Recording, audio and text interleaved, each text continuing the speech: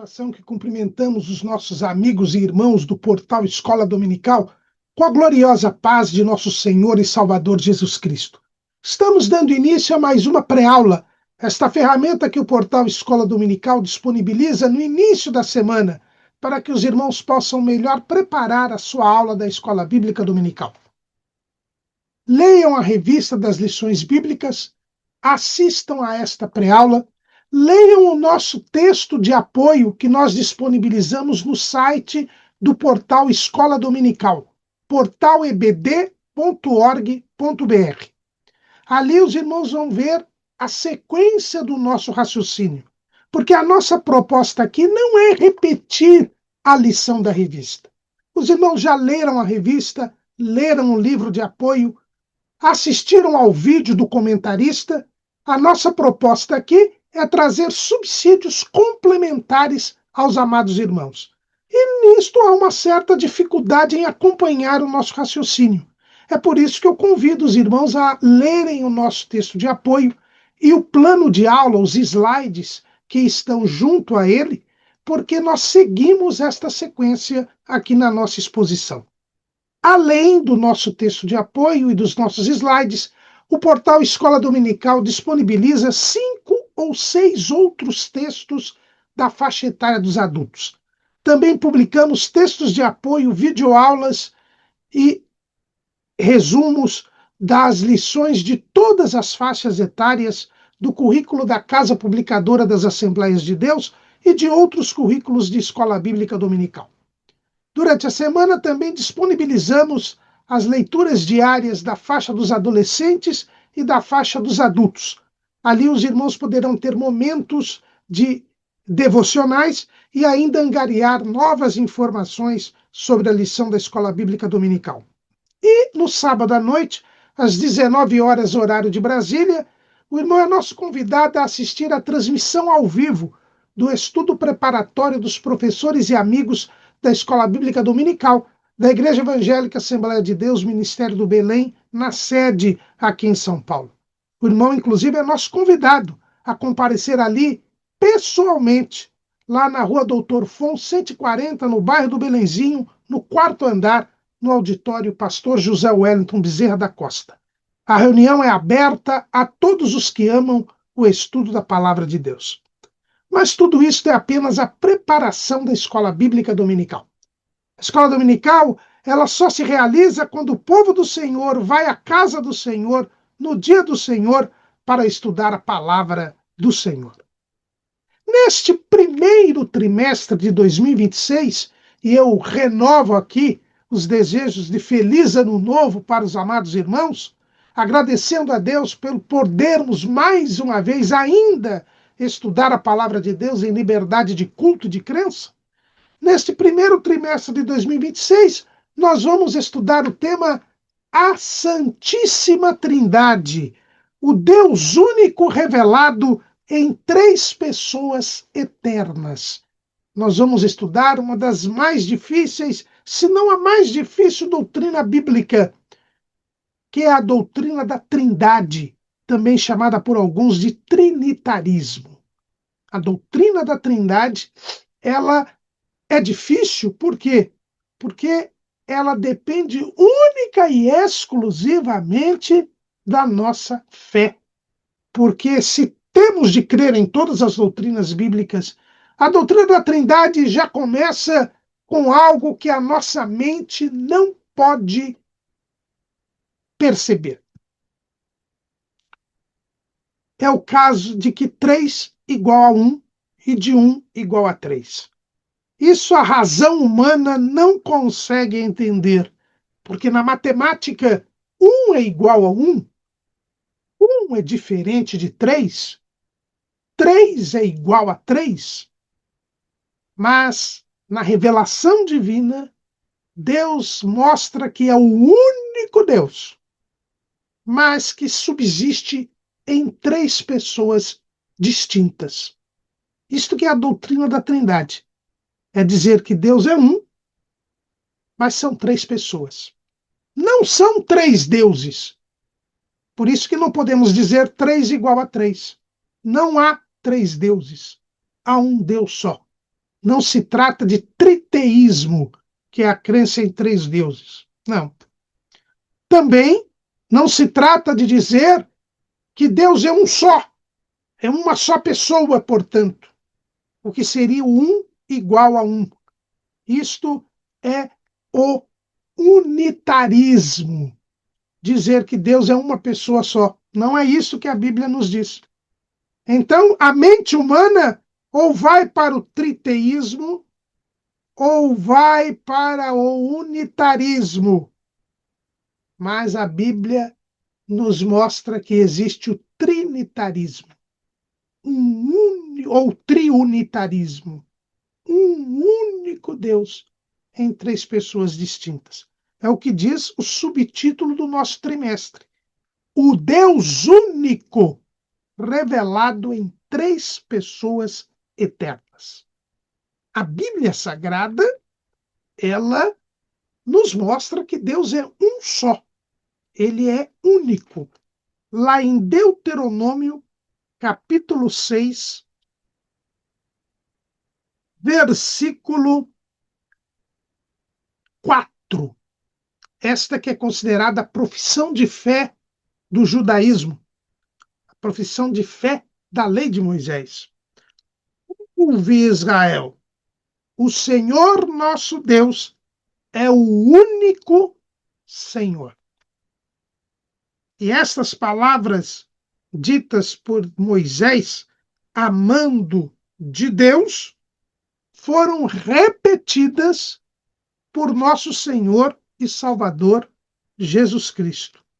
Lá em Mateus, capítulo 22, versículos 37. Mas eu vou ler a partir do versículo 36. Mestre, qual é o grande mandamento da lei? E Jesus disse-lhe: amarás o Senhor teu Deus de todo o teu coração, de toda a tua alma e de todo o teu pensamento. Este é o primeiro e grande mandamento. E quando vamos a Marcos, capítulo 12, versículo 30, o evangelista repete esta passagem. Vamos ler a partir do versículo 28. Aproximou-se dele um dos escribas que os tinha ouvido disputar, e sabendo que lhes tinha respondido bem, perguntou-lhe: qual é o primeiro de todos os mandamentos? E Jesus respondeu-lhe: o primeiro de todos os mandamentos é: ouve, Israel, o Senhor nosso Deus é o único Senhor. Amarás, pois, ao Senhor teu Deus de todo o teu coração, de toda a tua alma, de todo o entendimento, de todas as tuas forças. Este é o primeiro mandamento. O maior mandamento da lei, ele começa pela declaração de que Deus é um só. Ele é único. O Senhor nosso Deus é o único Senhor. É por isso que o cristianismo, a religião cristã, ela é uma das maiores religiões monoteístas. Quando nós estudamos história, eu me lembro bem, quando estava no primeiro grau no meu tempo, hoje é o ensino fundamental 2, quando nós estudávamos história geral, quando nós estudávamos a história da antiguidade, os povos da antiguidade, nós estudávamos que só existia um povo na antiguidade que era monoteísta, ou seja, acreditava em um único Deus, e era exatamente o povo de Israel, o povo hebreu, o povo judeu. É uma nota distintiva do povo judeu o monoteísmo. Então não há dúvida nenhuma, como diz o subtítulo do nosso trimestre, que Deus é único, é um só. E Jesus confirma isso. E nós sabemos que Jesus é a verdade, de sua boca nunca saiu engano. Então só há um Deus único. Mas também O subtítulo da nossa lição diz: o Deus único revelado em três pessoas eternas. Deus é eterno, ou seja, não tem princípio nem fim. E ao se revelar, ele se revelou como sendo um único Deus em três pessoas. E é esta difícil realidade que será o objeto do nosso trimestre, a doutrina da Trindade. No ano passado, nós começamos o ano estudando antigas heresias, heresias que surgiram no início da história da Igreja e que se perpetuam até hoje. E vimos naquela ocasião, quando estudamos a apologética cristã, que a fé cristã ela é alicerçada em dois pontos principais. O primeiro ponto é de que Jesus é Deus feito homem que veio nos salvar. Então, o cristianismo, o cristão, ele crê que Jesus se fez homem para nos salvar. E por crermos que Jesus é Deus que se fez homem para nos salvar, nós acabamos crendo também na Trindade.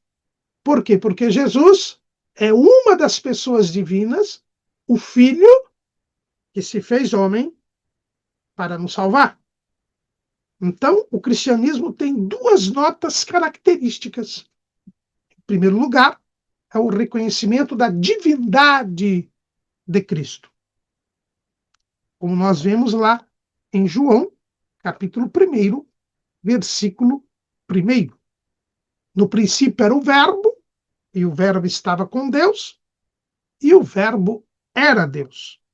E depois o versículo 14 do Evangelho segundo São João, e o Verbo se fez carne e habitou entre nós, e vimos a sua glória como a glória do unigênito do Pai, cheio de graça e de verdade.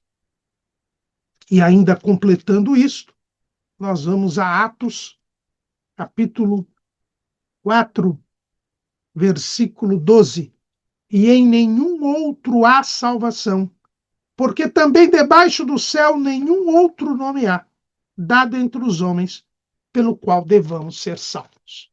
Ser cristão é crer que Jesus é Deus que se fez homem e que veio para salvar o mundo. Mas, além disto, ser cristão também é crer que Deus é um só, é único, mas ele se revelou em três pessoas eternas, pessoas que são distintas, embora formem um único Deus. É algo difícil de entender, impossível de entender, que deve ser crer, porque nós estaremos dizendo que 1 igual a 3. A história revela, alguns contam de forma assim, há uma certa variação nos registros, mas o grande teólogo cristão da Idade Antiga, Agostinho de Hipona, ele, que viveu no século IV, entre o século IV e século V, Agostinho escreveu um livro sobre a Trindade. E enquanto ele escrevia este estudo sobre a Trindade, ele queria compreendê-la. E diz a história que um belo dia e passou a noite sem dormir, porque estava tentando entender a Trindade, e ele então foi pela manhã. Hipona era uma cidade no norte da África, litorânea ali, banhada pelo mar Mediterrâneo, e ele então sai pela manhã e encontra uma criança na praia, e aquela criança estava com uma cuia, ou alguns dizem que é uma concha, enfim, e corria na praia e vinha e jogava um pouquinho de água, e depois voltava lá e jogava depois um pouquinho de água. E Agostinho então pergunta àquela criança: o que você está fazendo? E a criança lhe diz: olha, eu estou esvaziando o mar. E então ele sorri para a criança e diz para ela que seria impossível ela conseguir esvaziar o mar. Mas naquele mesmo instante, diz essa história, que o Espírito Santo disse a Agostinho: é mais fácil esta criança esvaziar o mar do que você entender e compreender a Trindade. Ela existe, ela foi revelada e nós devemos crer nela e não tentar reduzi-la à razão humana, sob o risco de nós transformarmos o 1 igual a 3 em 1 igual a 1 e cairmos no erro do unitarismo. Ou então, transformarmos o 1 igual a 3 em 3 igual a 3 e cairmos no erro do triteísmo. Ou ainda, tentar fazer com que as pessoas não sejam pessoas, sejam maneiras de manifestação da única pessoa. E aí nós confundimos as pessoas e caímos novamente no 1 igual a 1. E vamos para o unicismo. Nem unicismo, nem triteísmo, nem unitarismo. O que a Bíblia nos revela é o Deus único em 3 pessoas eternas, em 3 pessoas distintas, que são o único e verdadeiro Deus. É esta realidade que é revelada e deve ser crida que nós iremos analisar neste trimestre, porque a crença na Trindade é essencial. Quem não crê na Trindade não crê que Jesus é Deus feito homem que veio salvar o mundo. É bem por isso que o apóstolo João, ainda nos dias apostólicos, inspirado pelo Espírito Santo, veio denunciar os falsos mestres que negavam a Trindade. Assim como ser cristão é crer que Jesus é o Deus que se fez homem para salvar o mundo, ser cristão é crer na triunidade divina, na Trindade divina. E nós, ao longo do trimestre, iremos usar tanto a expressão triunidade como trindade. Lá em 1 de João, capítulo 2, versículo 22, diz assim o apóstolo do amor: quem é mentiroso, senão aquele que nega que Jesus é o Cristo? É o anticristo, esse mesmo que nega o Pai e o Filho. Qualquer que nega o Filho também não tem o Pai. E aquele que confessa o Filho tem também o Pai. Portanto, o que desde o princípio ouvistes, permaneça em vós. Se em vós permanecer o que desde o princípio ouvistes, também permanecereis no Filho e no Pai. Então, negar as pessoas divinas é negar a Trindade. E negar a Trindade é ser mentiroso. É ser o anticristo, ou seja, é ser contrário a Cristo, ser contrário à palavra. Então é isto que nós iremos estudar neste trimestre. O Deus único revelado em 3 pessoas eternas. Estudar a Santíssima Trindade, esta expressão criada ali na Idade Antiga, já no começo da Igreja, que se tornou tradicional.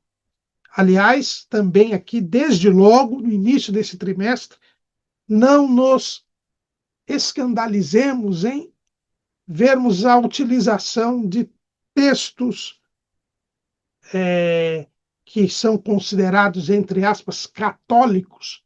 Na verdade, a separação da igreja entre católicos, protestantes, se deu no século XVI, aliás, no século XV, né, com a Reforma Protestante. Então, nós vamos ter escritos de Tomás de Aquino, de Agostinho, escritos reproduzidos em documentos romanistas. Vamos citar aqui, vez ou outra, o Catecismo Maior de Pio X. Pio X foi o primeiro Papa do século XX. Mas esses documentos, eles trazem, reproduzem pensamentos e estudos feitos no início da história da Igreja, onde foi contestada a Trindade. Já nos dias de João já era contestada a Trindade, que nem era chamada ainda de Trindade, foi Tertuliano, um pai da Igreja do século II, que usou essa expressão Trindade para dar nome a algo que já era revelado nas Escrituras. Porque existem alguns inimigos da Trindade que dizem, olha, a Trindade não é bíblica porque não tem o nome Trindade na Bíblia. Trindade foi o nome que um estudioso deu para esta revelação do Pai, do Filho e do Espírito Santo. Mas nós vamos ver na lição de hoje como a Bíblia, desde as suas primeiras páginas, fala da Trindade, embora a revelação explícita se tenha dado no batismo de João. Então, não se escandalizem se usarmos textos católicos, que na verdade são textos provenientes, definições provenientes do estudo desta doutrina, que, como nós dissemos, já Agostinho, lá no século IV, escreveu a respeito da Trindade. O nosso comentarista neste trimestre é o pastor Douglas Roberto de Almeida Baptista. Ele é o pastor presidente da Assembleia de Deus de Missão do Distrito Federal em Brasília, e ele é presidente do Conselho de Educação e Cultura da Convenção Geral das Assembleias de Deus do Brasil e foi o relator da primeira e da segunda edição da nossa Declaração de Fé das Assembleias de Deus.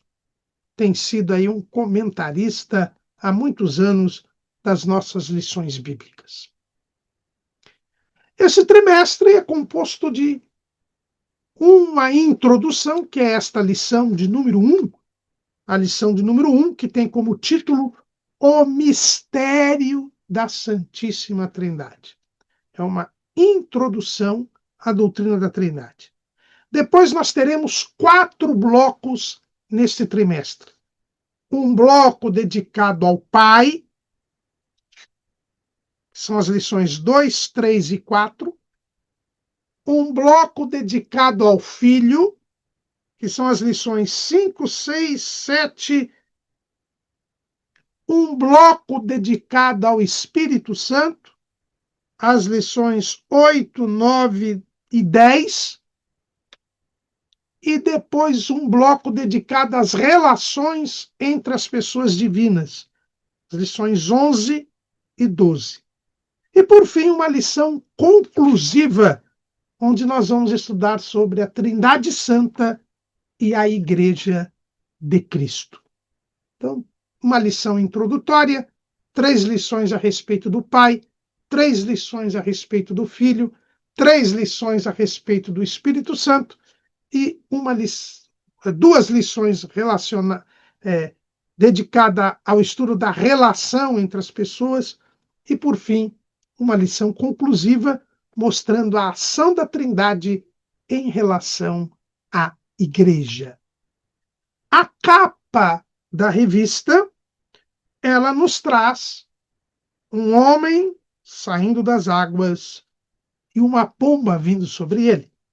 Evidentemente, nós estamos aqui a falar do batismo de Jesus. Assim como nos descreve o Evangelho segundo escreveu Mateus, capítulo 3, a partir do versículo de número 16. E sendo Jesus batizado, saiu logo da água. E eis que lhe se abriram os céus, e viu o Espírito de Deus descendo como pomba e vindo sobre ele. E eis que uma voz dos céus dizia: Este é o meu filho amado, em quem me comprazo. Aqui nós temos o início do ministério público de Jesus.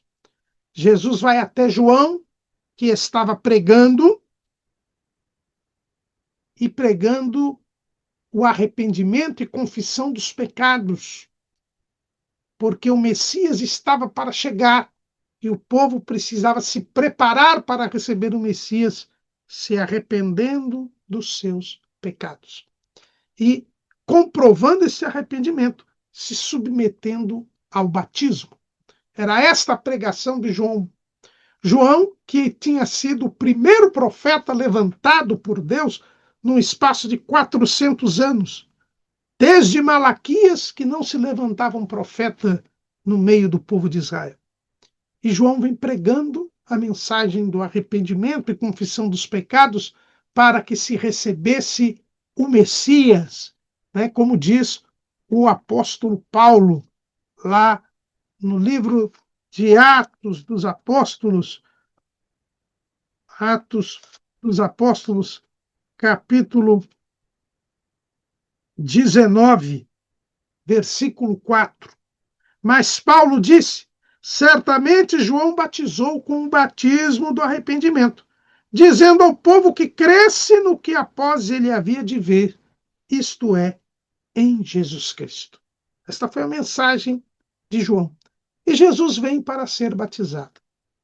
João, que tinha o Espírito Santo desde o ventre de sua mãe, desde quando estava no ventre de sua mãe, ele foi cheio pelo Espírito Santo ali. É o que nos diz Lucas, capítulo 1, Evangelho segundo escreveu Lucas, capítulo 1, versículo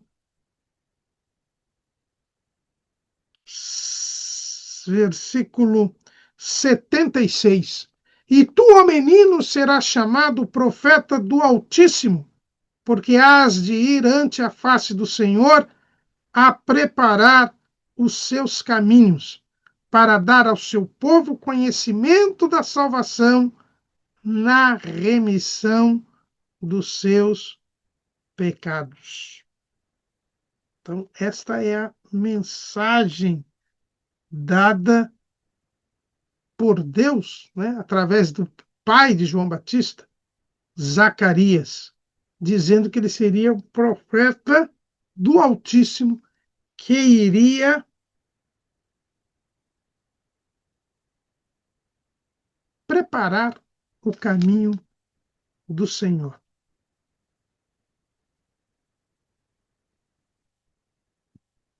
João, que tinha o Espírito Santo, ele vai e vê Jesus e identifica em Jesus o Messias. E ele não queria que Jesus fosse batizado.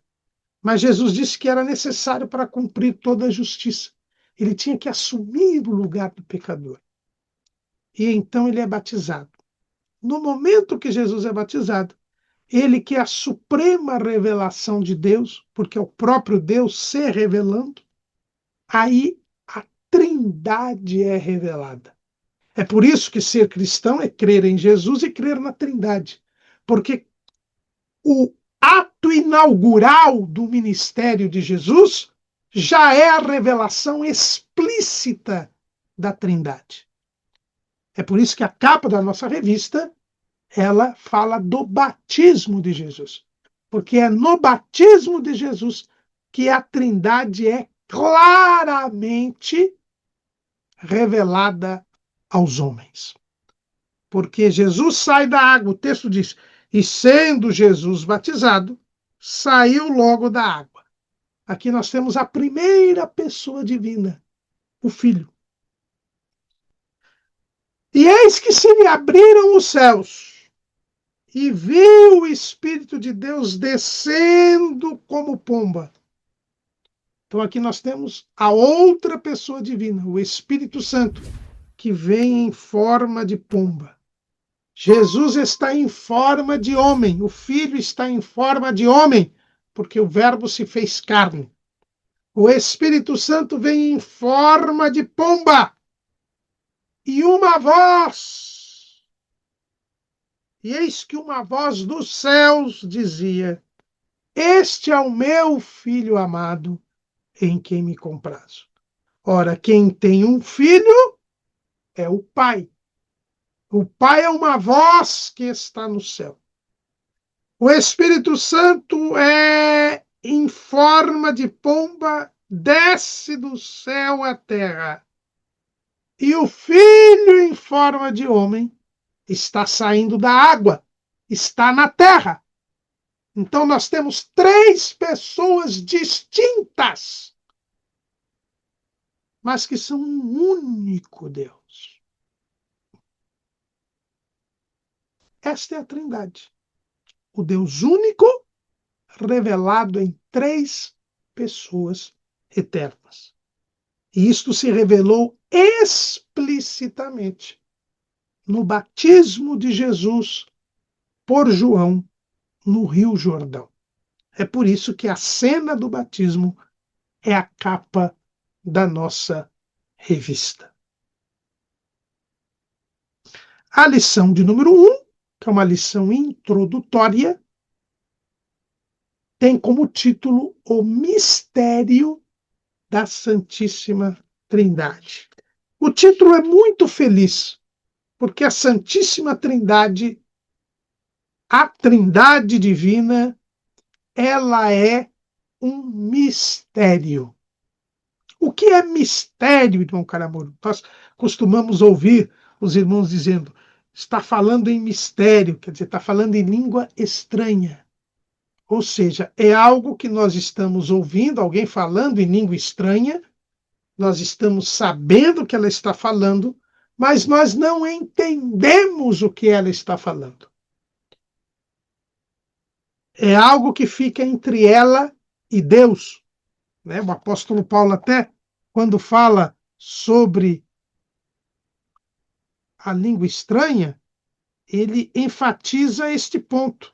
Lá em 1 aos Coríntios, capítulo 14, Paulo nos diz assim, versículo 2, porque o que fala a língua estranha não fala aos homens, senão a Deus, porque ninguém o entende, e em espírito fala de mistérios. O que é falado, ninguém sabe o que é. Se não houver interpretação, ninguém sabe, porque mistério é algo que não é revelado. É aquilo que não é revelado. É aquilo que não é conhecido. Sabemos até que existe, mas não temos o entendimento. E assim acontece com a Santíssima Trindade.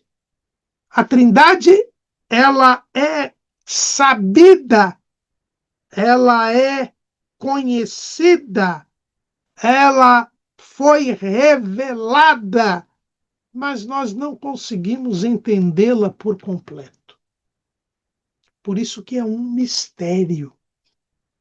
É algo que a mente humana não pode alcançar. A palavra de Deus a mostra. Nós vamos ver aqui que ela existe. Como quem fala língua estranha, nós estamos vendo que aquela fala existe, mas nós não entendemos o que é falado. Aqui também nós não podemos entender. Sabemos que 1 = 3, mas não temos condição de reduzir isto à lógica humana. É por isso que a Santíssima Trindade é um mistério, mas é uma realidade. Não é porque não a entendamos completamente que não iremos crer nela.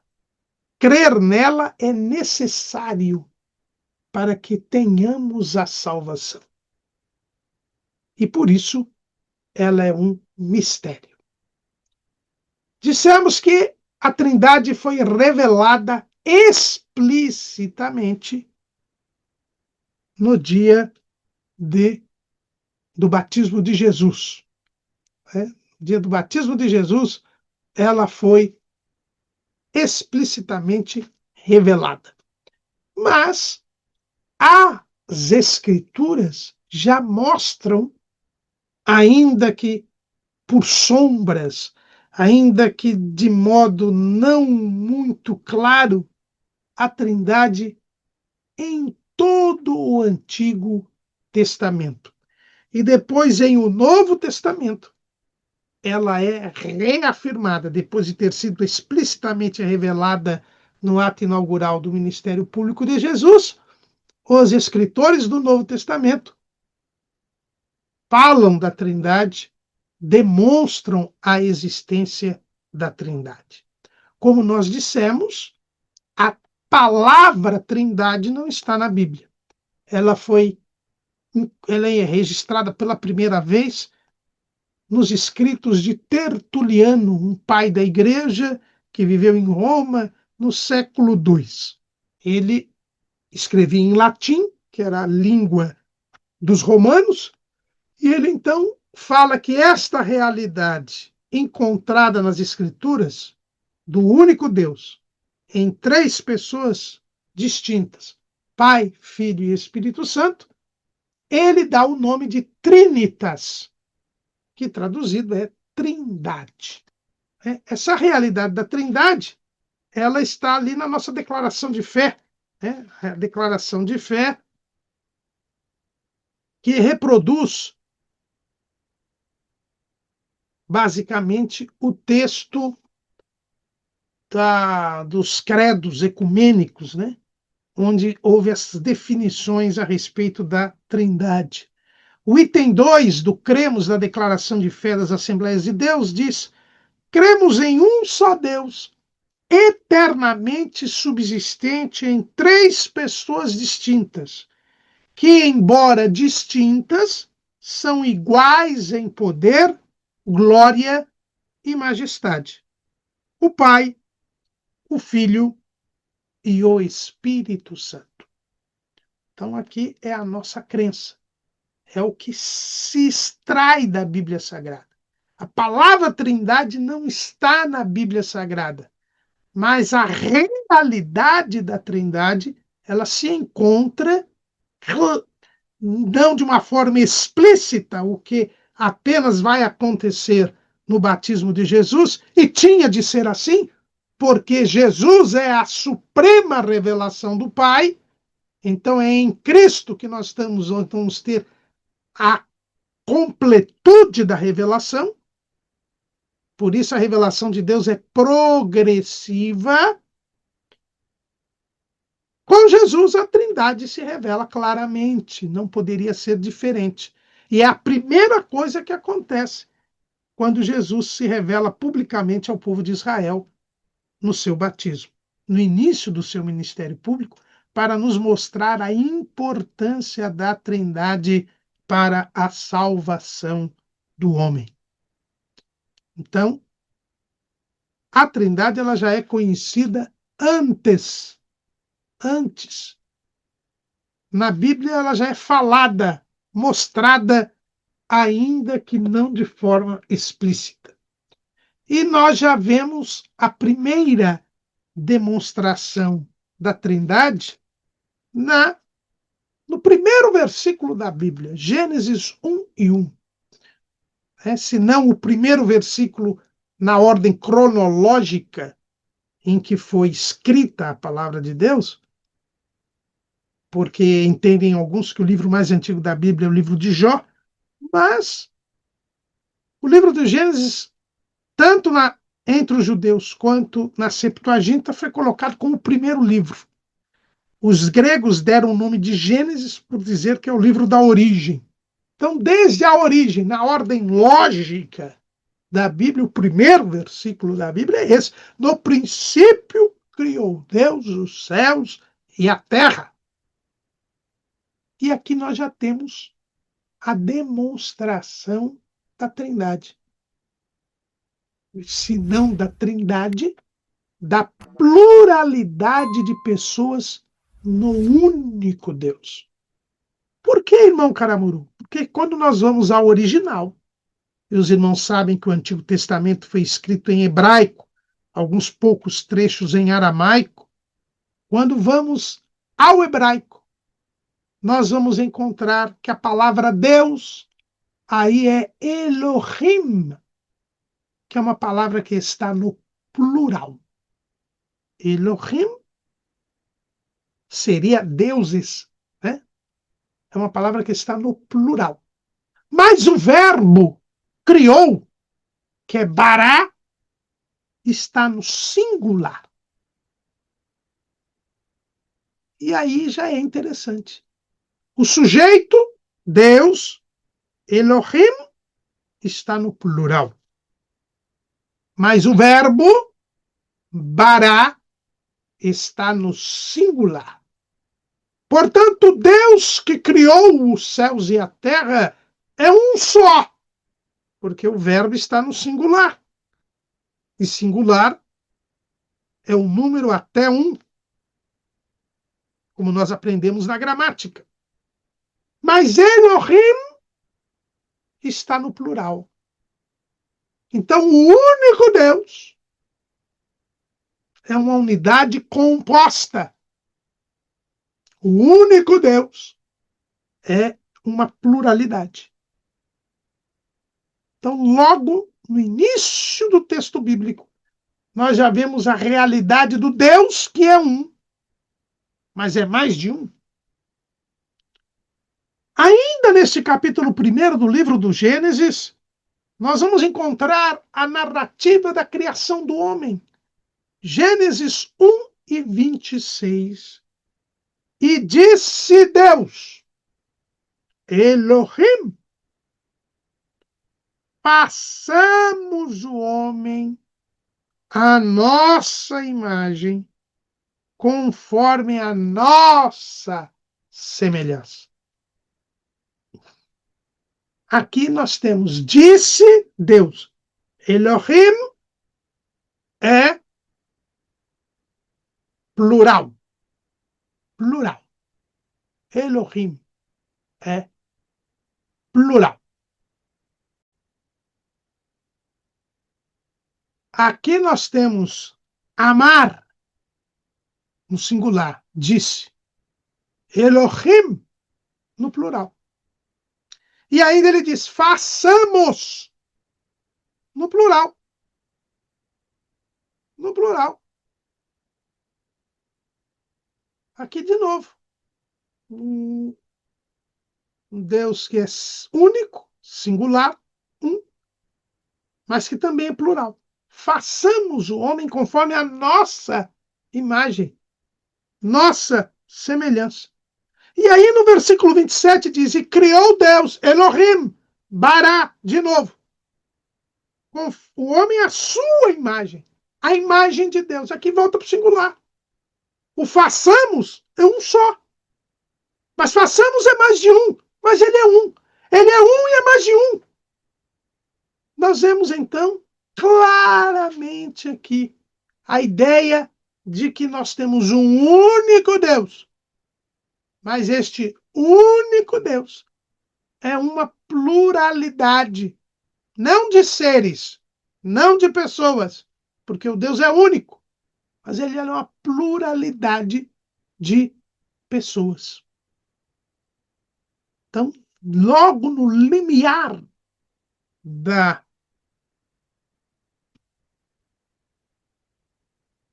narrativa bíblica, na criação, nós vemos a realidade deste único Deus, que é uma pluralidade. Então, a única coisa que nós temos aqui nessa revelação é que Deus é único, mas é plural. Quando o homem cai, lá em Gênesis 3 e 22, mais uma vez Deus se mostra plural. E é interessante aqui que quando Deus fala, façamos o homem, há quem defenda a ideia de que não, Deus estava falando com os anjos. Não, quem fez o homem só foi Deus. Os anjos não fizeram a Deus, os anjos não participaram da criação. Quem criou os céus e a terra foi apenas Deus. Então, quando se diz façamos o homem, é Deus falando, pois só ele fez o homem.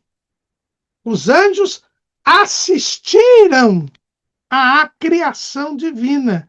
É o que vemos ali no livro de Jó. Jó, capítulo 38, versículo 4. Onde estavas tu? Isso Deus falando com Jó. Onde estavas tu quando eu fundava a terra? Faze-mo saber se tens inteligência. Quem lhe pôs as medidas, se tu o sabe? Ou quem estendeu sobre ela o cordel?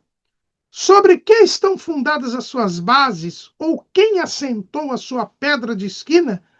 Quando as estrelas da alva juntas alegremente cantavam e todos os filhos de Deus rejubilavam, o ato da criação foi um ato exclusivo de Deus. Os anjos apenas louvavam a Deus enquanto Deus criava todas as coisas. Então, esse façamos o homem, é só Deus quem está falando. Então, é Deus que é este ser plural, embora único. E é este Deus que diz em Gênesis 3:22. Então disse o Senhor Deus, eis que o homem é como um de nós, sabendo o bem e o mal. Ora, pois, para que não estenda a sua mão e tome também da árvore da vida, e coma e vive eternamente, o Senhor Deus, pois, o lançou fora do jardim do Éden, para lavrar a terra de que fora tomado. Então foi Deus quem lançou o homem fora do jardim do Éden. E ele disse, ele é como um de nós, sabendo o bem e o mal. Ele está falando de quem? De Deus só. E o texto aqui diz, então disse o Senhor Deus aqui, usa-se tanto Yahvé quanto Elohim. É Deus que está falando, é como um de nós, é Deus que está falando. E Deus se chama de nós. É o único Deus. Amar, disse Deus, singular, mas é Elohim. E diz, é um de nós. Então este único Deus é nós. Existe um único Deus, mas uma pluralidade de pessoas. No episódio da Torre de Babel, nós também vemos esta realidade do único Deus ser uma pluralidade de pessoas. Gênesis 1:11-7.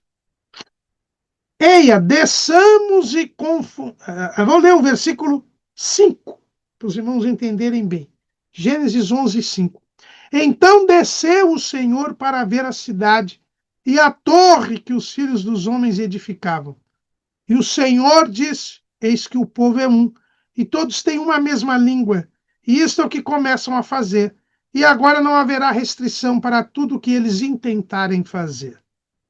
Eia, desçamos e confundamos ali a sua língua, para que não entenda um a língua do outro.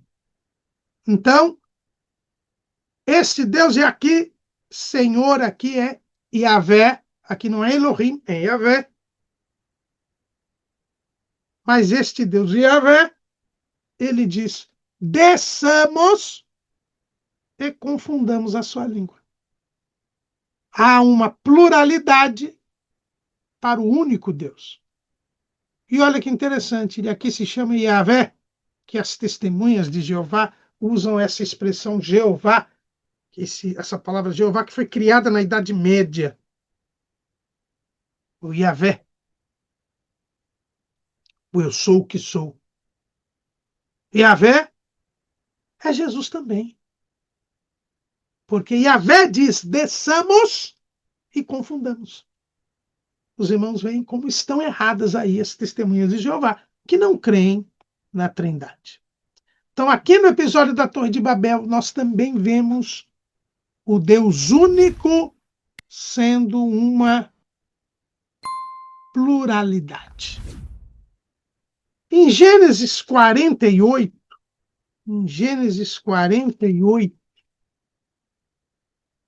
e 15, na bênção de Jacó aos seus filhos, nós encontramos o seguinte: e abençoou a José e disse: o Deus em cuja presença andaram os meus pais, Abraão e Isaque, o Deus que me sustentou desde que eu nasci até este dia, o anjo que me livrou do mal, abençoe esses rapazes, e seja chamado neles o meu nome e o nome de meus pais Abraão e Isaque, e multipliquem-se como peixes em multidão no meio da terra.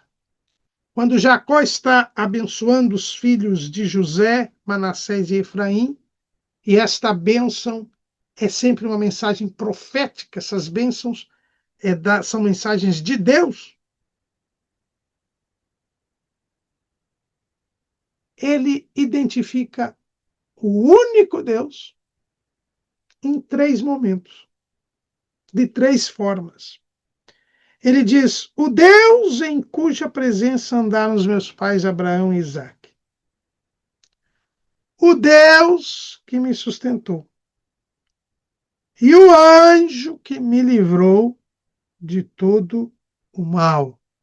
Ou aqui diz que me remiu. Então Deus se apresenta a Jacó como primeiro o Deus em cuja presença andaram os meus pais, Abraão e Isaque. Aqui nós temos uma pessoa divina, o Pai. O Deus que me sustentou. Aqui nós temos o Espírito Santo. E o anjo que me livrou. Aquele que lutou com ele, que o remiu. Aí se fala do Filho. Então os irmãos veem aqui como Deus age na vida de Jacó, o pai de Israel, o Jacó, que depois se mudou o nome para Israel, na pluralidade das pessoas. A bênção araônica era a bênção que os sacerdotes deveriam impetrar sobre o povo de Israel. A fórmula da bênção foi dada por Deus. Não foram os sacerdotes que escolheram como abençoar. Deus é que disse como seria a bênção. E a bênção revela esta pluralidade de pessoas do único Deus. Qual é a bênção arônica? Números capítulo 6, versículo 24. O Senhor te abençoe e te guarde. O Senhor faça resplandecer o seu rosto sobre ti e tenha misericórdia de ti. O Senhor sobre ti levante o seu rosto e te dê a paz. O único Deus abençoa em 3 bênçãos. E aqui, desde a bênção de Jacó, nós já vamos vendo que as Escrituras já vão mostrando que esta pluralidade é de 3. Elohim é plural. Façamos é plural. Desçamos e confundamos é plural. É comum de nós, é plural. Mas na bênção que Jacó dá aos filhos de José, aos seus netos, nós já vemos 3 facetas, né? 3 pessoas. E aqui na bênção arônica também nós já vemos 3 vezes o Senhor. O Senhor te abençoe e te guarde, Pai. O Senhor faça resplandecer o seu rosto sobre ti e tenha misericórdia de ti, o Filho. O Senhor sobre ti levante o seu rosto e te dê a paz, o Espírito Santo. Na chamada de Isaías, nós também nas últimas palavras de Davi, as últimas palavras de Davi, de onde viria o Messias, são palavras proféticas. Davi também dá a indicar a pluralidade de pessoas no único Deus. Lá no segundo livro de Samuel, capítulo 23, dos versículos 1 a 5. E estas são as últimas palavras de Davi. Diz Davi, filho de Jessé, e diz o homem que foi levantado em altura, o ungido do Deus de Jacó e o suave em salmos de Israel. O Espírito do Senhor falou por mim, e a sua palavra esteve em minha boca. Disse o Deus de Israel, a rocha de Israel a mim me falou. Haverá um justo que domine sobre os homens, que domine no temor de Deus. E será como a luz da manhã, quando sai o sol, da manhã sem nuvens, quando pelo seu resplendor e pela chuva a erva brota da terra. Ainda que a minha casa não seja tal para com Deus, contudo estabeleceu comigo um concerto eterno, que em tudo será ordenado e guardado, pois toda a minha salvação e todo o meu prazer estão nele, apesar de que ainda não o faz brotar. Nesta mensagem profética, à beira da eternidade, o homem segundo o coração de Deus, o rei e profeta Davi, fala do Espírito do Senhor, do Deus de Israel e da rocha de Israel. Rocha que seria um justo, que viria da sua descendência. O Espírito do Senhor é o Espírito Santo. O Deus de Israel é o Pai. E a rocha de Israel, que seria o justo da descendência de Davi. E aí nós nos lembramos de Jesus lá em Cesareia de Filipe. Tu és Pedro, e sobre esta rocha edificarei a minha igreja. Então aqui, também nas últimas palavras de Davi, nós temos a indicação da pluralidade já de três. O Espírito do Senhor, o Deus de Israel e a rocha de Israel. O próprio Davi, aqui foi no momento da morte de Davi, mas o próprio Davi, o autor do Salmo 110, que foi citado por Jesus algumas vezes e também pelos apóstolos na pregação do Evangelho. Salmo 110. Disse o Senhor ao meu Senhor, assenta-te à minha direita, até que ponha os inimigos por escabelo dos teus pés. O Senhor enviará o cetro da fortaleza de Sião, dizendo, domina no meio dos teus inimigos. Aqui nós temos também a revelação da realidade da Trindade, aqui, na verdade, da pluralidade de Deus, enfatizando-se aqui mais propriamente o Pai e o Filho. Né? Disse o Senhor ao meu Senhor, assenta-te à minha direita.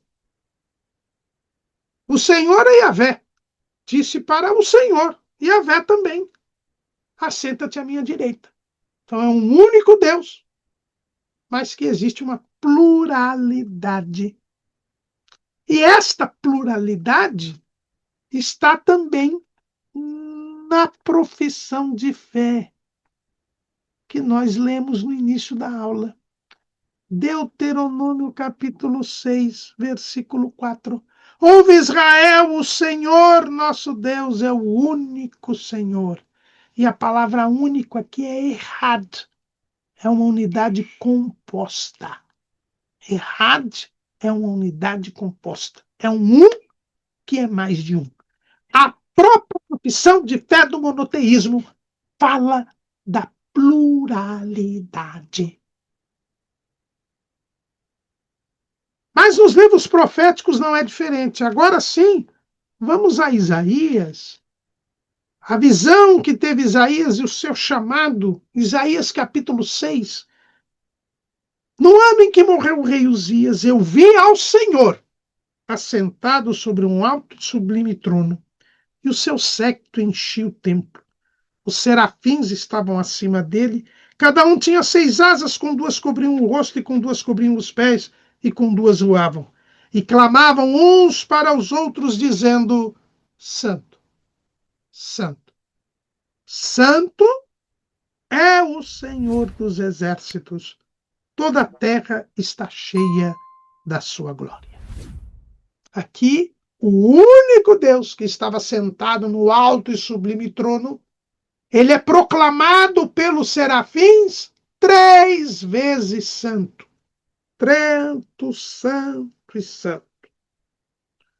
Aqui também a pluralidade na unidade. E ainda no versículo 8, depois disso ouvi a voz do Senhor que dizia: a quem enviarei e quem há de ir por nós? O Senhor fala. E quem vai por nós? Aqui também, mais uma vez, a pluralidade na unidade. A pluralidade na unidade. O próprio profeta Isaías diz lá em Isaías 7,14: portanto, mesmo o Senhor vos dará um sinal. Eis que a virgem conceberá e dará à luz um filho, e será o seu nome Emanuel. Aqui ele diz que a criança que nasceria da virgem, o Messias, seria Deus conosco. Então, mostrando que uma das pessoas se faria homem, confirmando a pluralidade na unidade. Seria uma criança que nasceria de mulher, mas que seria Deus. Tanto é Deus que lá em Isaías 9,6 diz: porque um menino nos nasceu, mas um filho se nos deu. E o principado está sobre os seus ombros. E o seu nome será maravilhoso conselheiro, Deus forte, Pai da eternidade, príncipe da paz. Deus se faz menino. O menino é Deus forte e é Pai da eternidade. Olha, Pai da eternidade e Deus forte é dizer que é Deus. Então, uma pessoa se faz homem. É também um indicativo da pluralidade das pessoas. E como a Trindade está vinculada à obra salvífica de Cristo. Não há como crer na obra salvífica de Cristo se não se crer na Trindade. Mas não são só nas profecias já cumpridas que os profetas falavam a respeito da Trindade. Há ainda profecias messiânicas não cumpridas que revelam a Trindade, esta pluralidade de pessoas num único Deus. Lá em Isaías capítulo 63, versículo 7, as benignidades do Senhor mencionarei, os muitos louvores do Senhor, consoante tudo que o Senhor nos concedeu, e a grande bondade para com a casa de Israel, que usou com ele segundo as suas misericórdias e segundo a multidão das suas benignidades. Porque o Senhor dizia: certamente eles são meu povo, filhos que não mentirão. Assim ele foi seu Salvador. Em toda a angústia deles foi ele angustiado, e o anjo da sua presença o salvou. Pelo seu amor e pela sua compaixão, ele os remiu e os tomou e os conduziu todos os dias da antiguidade. Mas eles foram rebeldes e contristaram o seu Espírito Santo, pelo que lhes tornou inimigo, e ele mesmo pelejou contra eles. Aqui nós temos o Pai, porque o Senhor nos concedeu a grande bondade para com a casa de Israel, é o Pai. Ele foi o seu Salvador, e em toda a sua angústia deles foi ele angustiado, e o anjo da sua presença o salvou, o Filho. Mas eles foram rebeldes e contristaram o seu Espírito Santo. Aqui nós temos a revelação da Trindade. Nessa profecia de Isaías, que fala da redenção final de Israel. O Pai que concedeu, o Filho que salvou e o Espírito Santo que foi resistido, contristado. Daniel também nos traz uma profecia que revela a pluralidade do único Deus. Daniel, capítulo 7, versículo 13. Eu estava olhando nas minhas visões da noite, e eis que vinha nas noites do céu um como o Filho do Homem, e dirigiu-se ao ancião de dias, e o fizeram chegar até ele. E foi-lhe dado o domínio e a honra e o reino para que todos os povos, nações e línguas o servissem. O seu domínio é um domínio eterno que não passará, e o seu reino único que não será destruído. Aqui nós temos o Pai e o Filho, um como o Filho do Homem e o ancião de dias. É o início do milênio, a entrega do reino milenial a Cristo.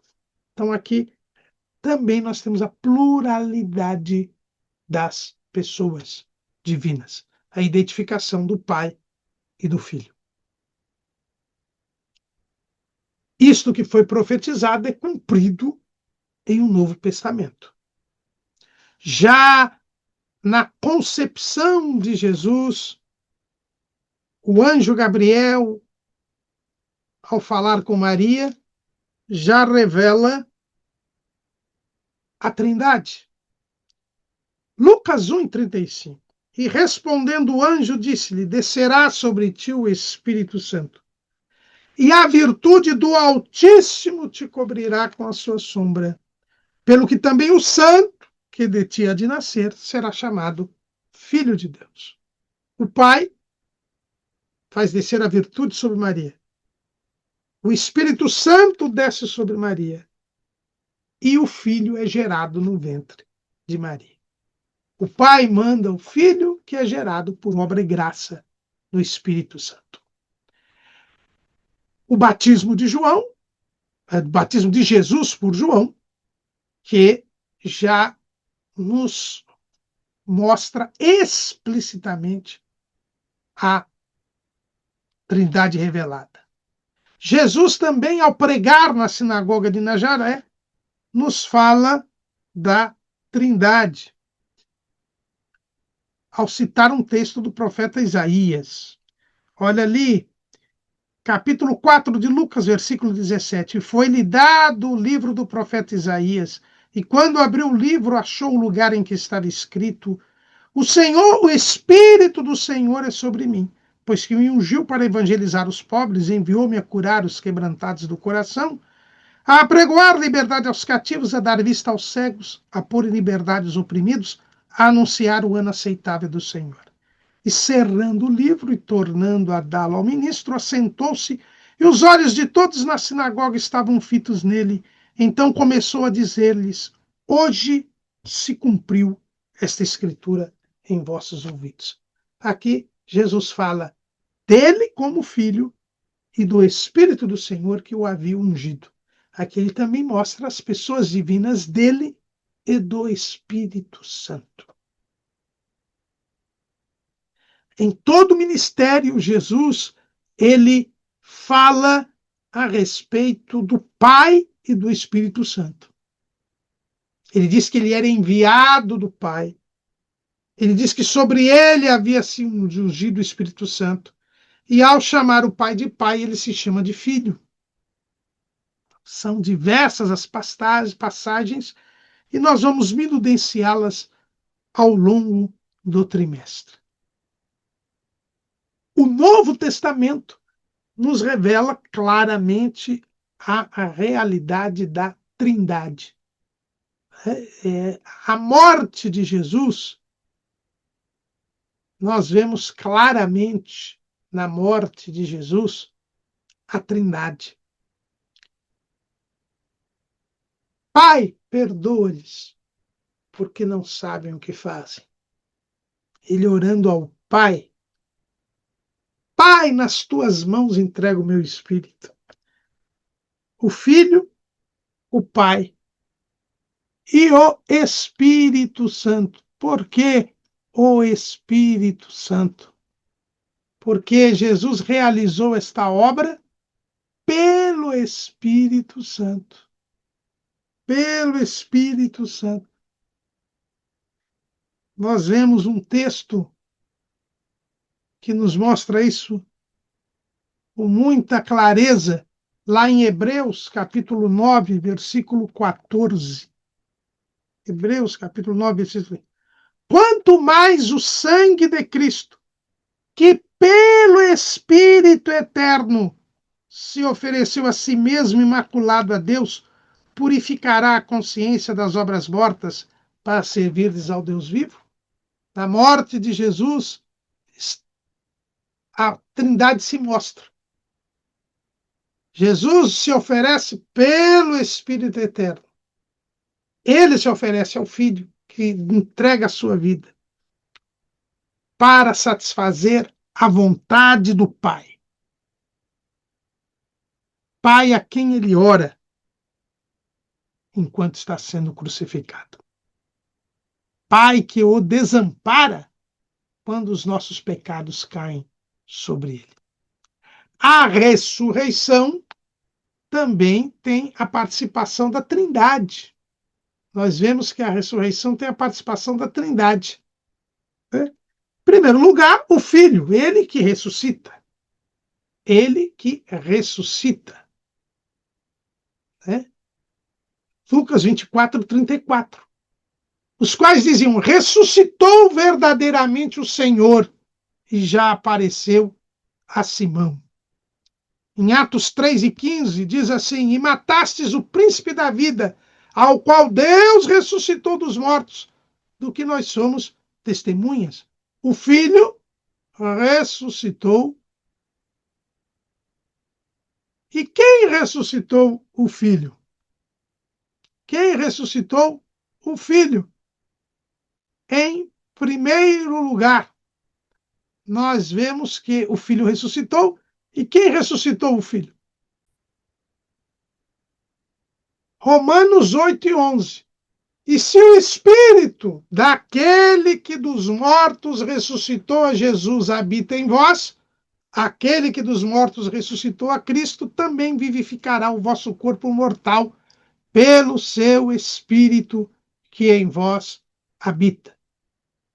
Então, o Espírito Santo ressuscitou a Jesus. Mas só foi o Espírito Santo? Gálatas 1 e 1. Paulo apóstolo, não da parte dos homens, nem por homem algum, mas por Jesus Cristo e por Deus Pai, que o ressuscitou dos mortos. Então, tanto o Pai quanto o Espírito ressuscitaram o Filho, que ressuscitou. Então, na ressurreição de Jesus, nós temos a participação da Trindade, Pai, Filho e Espírito Santo. A Trindade é tão importante que quando alguém confessa publicamente que é cristão, tem de se batizar nas águas, por ordem de Jesus. E esse batismo é feito em nome do Pai, e do Filho, e do Espírito Santo.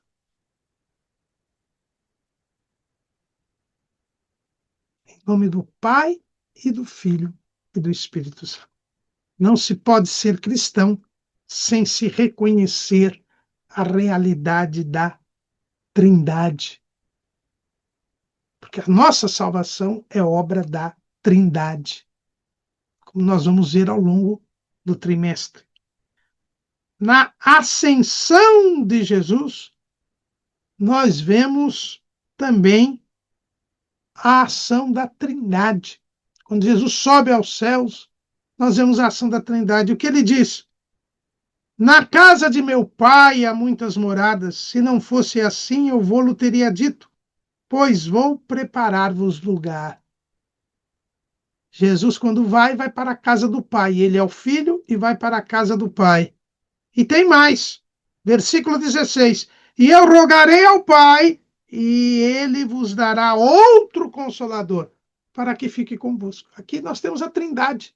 O Filho sobe ao céu, roga ao Pai que manda o Espírito Santo, o outro Consolador. A realidade da Trindade, ela é demonstrada em várias passagens do Novo Testamento. Lá na casa de Cornélio, a primeira vez que o evangelho é pregado aos gentios. Na pregação, Pedro fala da Trindade. Atos capítulo 10, versículo 38. Como Deus ungiu a Jesus de Nazaré com o Espírito Santo, o Pai, o Filho e o Espírito Santo. No dia de Pentecostes não foi diferente. Quando o evangelho foi pregado pela primeira vez, a Trindade ela é mencionada. Atos 2:17, Pedro mencionando Joel. E nos últimos dias acontecerá, diz Deus, que do meu espírito derramarei sobre toda a carne. E os vossos filhos e as vossas filhas profetizarão, os vossos jovens terão visões, e os vossos velhos sonharão sonhos. E também do meu espírito derramarei sobre os meus servos e as minhas servas naqueles dias e profetizarão. E farei aparecer prodígios em cima no céu e sinais embaixo na terra, sangue, fogo e vapor de fumaça. O sol se converterá em terras e a lua em sangue antes de chegar o grande e glorioso dia do Senhor. E acontecerá que todo aquele que invocar o nome do Senhor será salvo. Varões israelitas, escutais estas palavras. A Jesus Nazareno, varão aprovado por Deus entre vós com maravilhas, prodígios e sinais, que Deus por ele fez no meio de vós, como vós mesmo bem sabeis. Ao qual Deus ressuscitou soltas as ânsias da morte, pois não era possível que fosse restido por ela. Por isso disse dele Davi, sempre via diante de mim o Senhor. Pai, Filho e Espírito Santo, pregados no dia de Pentecostes. Primeira pregação aos judeus. Pregado na casa de Cornélio. A primeira pregação para os gentios. Pregado por Estevão, o primeiro mártir do cristianismo. Atos 7:51. Homens de dura cerviz e incircuncisos de coração e ouvido, vós sempre resistis ao Espírito Santo, assim vós como vossos pais. E versículo 56. E disse, eis que vejo os céus abertos e o Filho do Homem que está em pé à mão direita de Deus. Estevão fala do Espírito Santo, do Filho e do Pai. Não há como, irmãos, deixarmos de reconhecer a existência da Trindade no texto bíblico.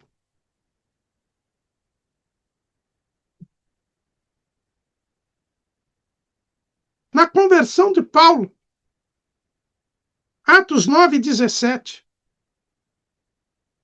Ananias foi e entrou na casa de Paulo e, impondo-lhes as mãos, disse, irmão Saulo, o Senhor Jesus, que te apareceu no caminho por onde vinhas, me enviou para que tornes a ver e sejas cheio do Espírito Santo. Nós temos aqui o Filho e o Espírito Santo. E quando Paulo se converte e é cheio do Espírito Santo, o que ele prega? Versículo 20. E logo nas sinagogas pregava Jesus, que este era o Filho de Deus. Pai, Filho e Espírito Santo. Não temos, irmãos, como fugir desta realidade. A bênção apostólica, segundo aos Coríntios, capítulo 13, versículo 13.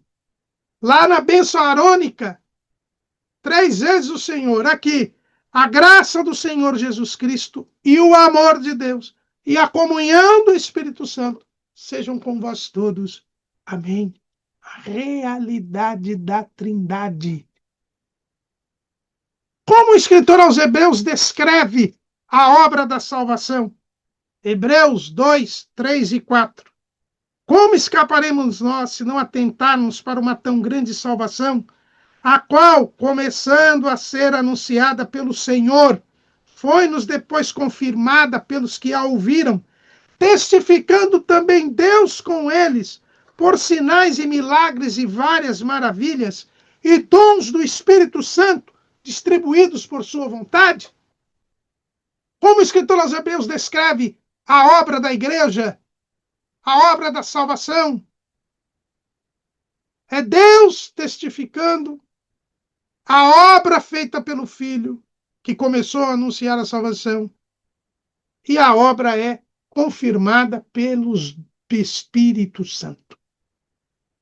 Pai, Filho e Espírito Santo. Não há, portanto, irmãos, como negarmos a realidade da Trindade. Um único Deus, revelado em três pessoas eternas.